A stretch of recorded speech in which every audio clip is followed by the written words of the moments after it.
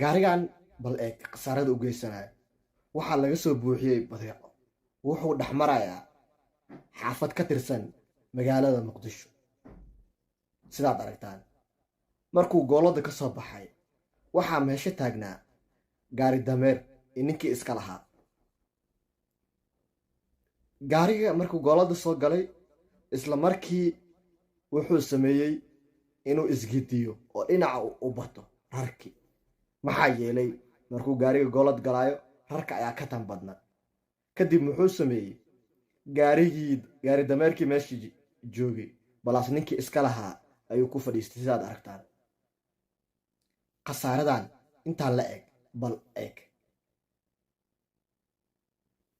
ninkii gaariga dameerka watay waxaan filayaa inuu baxsaday balse gaarigii dameerkii iyo wixii ku xirnaa trolligii ama muxuu asiye wixii gadaal kaga xirnaa way burbureen xataa gurigii ayaa burburay khasaaradan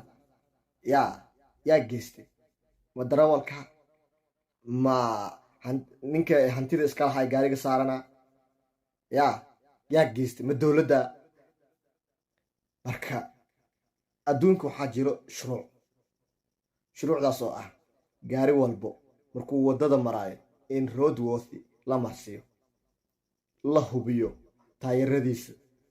culeyskuu qaadi karo wax walbo in la jeegareeyo soomaali waxaas kama jiro waxaa gaari ma leedahay yaa tahay landheere gaari haloo buuxiyaa lahaa gaari lama fiirinayo conditionkiisa iyo xaaladiisa iyo inuu muxuaas gaarigan wax qaadi kara iyo lama fiirinayo landheere maa tahay haa saar gees kala la fiirinayo gaariga adama iskale haa laangaab maa tahay haa gaarigan waddada ma kori karo waxaa laisku siiyaa taraagadayaashaas soomaali degada wax ka soo qaado landheere maa tahay iyo ma tihid waxaa yeelay gaari roadworthy la marsiiyey waxaa arkaysaa gaari new ah oo goofanaha dhammaan ka maqan yahay gaari dhagax laga dawado oo waddada dhex bartamaheeda maraayo aa arki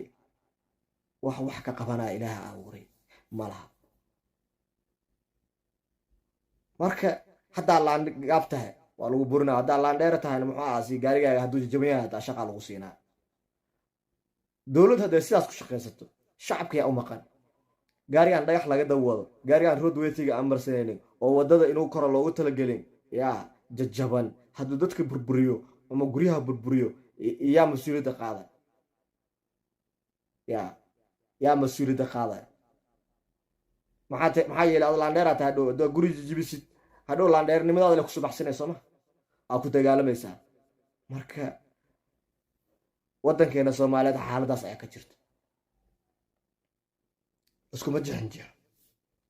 shacab loogama jixinjixo wax laga jixinjixo ilaahay abuuri ma laha nin walbo ninkuu ka cabsanayo shaqa siinaa nin walba ninkuu ka cabsanayo darawalnimo uu siinaa sidaas ayaa shaqa ka jirto waddanka soomaaliya daawade ha iga xanaaqin runta ayaan ka hadlay haddaa barnaamijka halkaa ayla soo gaartay share iyo like comment barnaamijka bixi si uu meel fog u gaaro anigana waxay tahay dhiirigelin mahadsanidin